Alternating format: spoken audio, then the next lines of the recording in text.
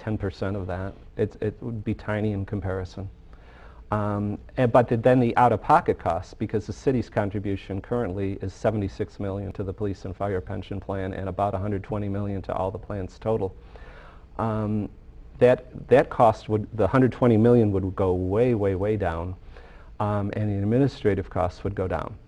Now, from the employee side, the defined contribution plan, the 401k plan, is better if you're a short-term employee because at least you have an individual account. And if you leave after a year or 2 or 3, you get something out of it. If you're a long-term employee, the traditional pension plan, the defined benefit, is better for you. In fact, way better than private industry in this case. Well, yes. Private industry has largely eliminated traditional pension plans because they cannot afford them. I see.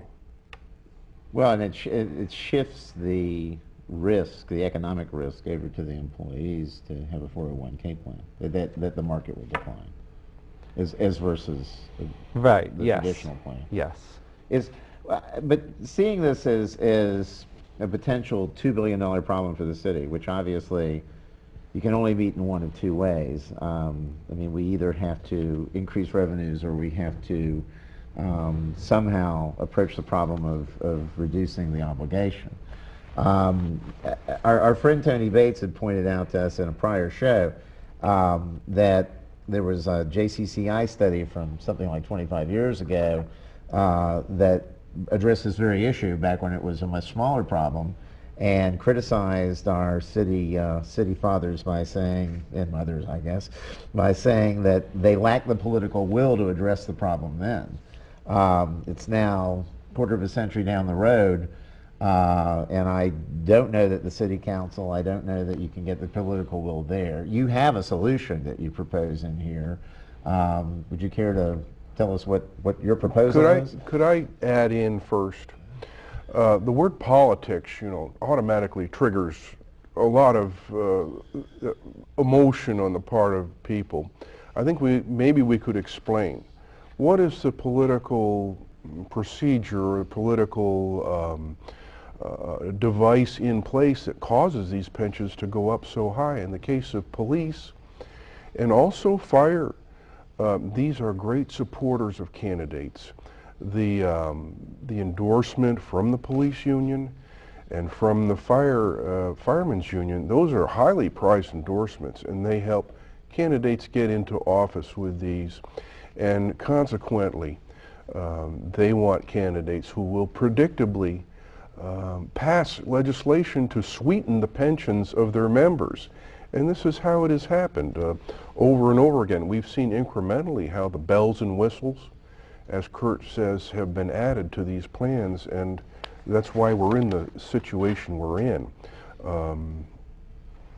Thanks for listening. That's my opinion on how that works. And I think that's a very important observation. It's true that the Fraternal Order of Police, which is of course a union, and we shouldn't forget that it is a union, and likewise the firefighters have a union, corrections officers and the city as well. They negotiate their contracts, and they also provide manpower in the case of the police and fire in political campaigns. Firemen have a sign shop. So how do we solve that problem? All right.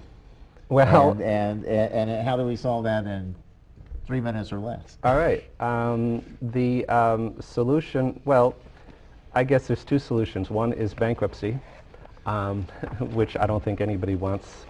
The other is to have, the second solution is to negotiate really hard with the unions and force them to accept significantly lesser benefits. That is probably unlikely to work because I don't think the unions understand the seriousness of the problem. The third is to have voters adopt 2 amendments to the charter.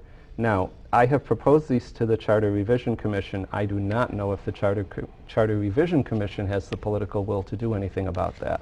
Mm-hmm. We will see about that shortly. Mm-hmm. But at any rate, one amendment relates to taking back administrative control of the 3 plans for the city. Right now, the city does not have clear administrative control of any of those 3 plans, and so that $14 million per year is spent. The city should have clear control because it contributes more than 2/3 of the costs of all 3 plans. The second amendment is to say that after 2013, no employee of the City of Jacksonville or any agency or entity thereof shall accrue any benefits under any defined benefit plan. And that's a fancy way of saying no more future traditional pension plans after 2013. The reason for the delay is the state constitution has a provision permitting public employee unions to collectively bargain. Right now the city is bargaining, or at least trying to bargain, with the police and fire unions. 3-year contracts are the maximum term of any collective bargaining unit for public employees. So even if the city and the police and fire unions today were to do something, that would run out before the end of 2013. So the idea is to have the voters basically say that after 2013, no more traditional pension plans. And this would be something on the November 2010 ballot. It may not be on the ballot at all, because the Charter Revision Commission has to say okay, and they may not. One of the members of the Charter Revision Commission is a member of is a union member of the Sheriff's Office, and there's probably a public employee or 2 sprinkled on there. So they may do nothing. Even if they act, the City Council may not act.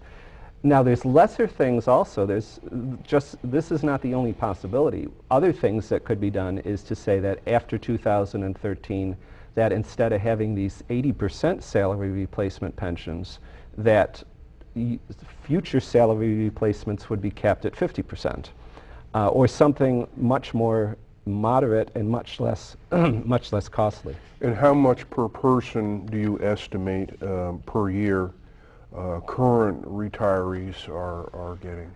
Well, one of the city attorneys involved in all these decisions and discussions is vested in a pension of more than $130,000 a year, which I think is kind of scandalous that he's even involved in this, but that's another issue. But some city employees will get over $100,000 a year. The average police and fireman in 2008 retired at $46,000 a year, which leads me to think it's $50,000 a year currently. And that's retiring. You can retire as early as 40 and get a full pension from the, if you're a policeman or a fireman. And the city people have to wait into their 50s, but everybody, if they follow the time period and they've been there long enough, can retire at 80% of pay for life, and they get a cost of living adjustment. Well, unfortunately, we are out of time. All right. That's proving that this show does go quickly if you're a participant at least. And I'd like to say once again, on behalf of the concerned taxpayers of Duval County, that we would encourage you to come to one of our meetings. Go to our website, please. That's www.jaxtaxpayers.org. Or you can write to us at P.O. Box 2307, and that's Jacksonville 32203.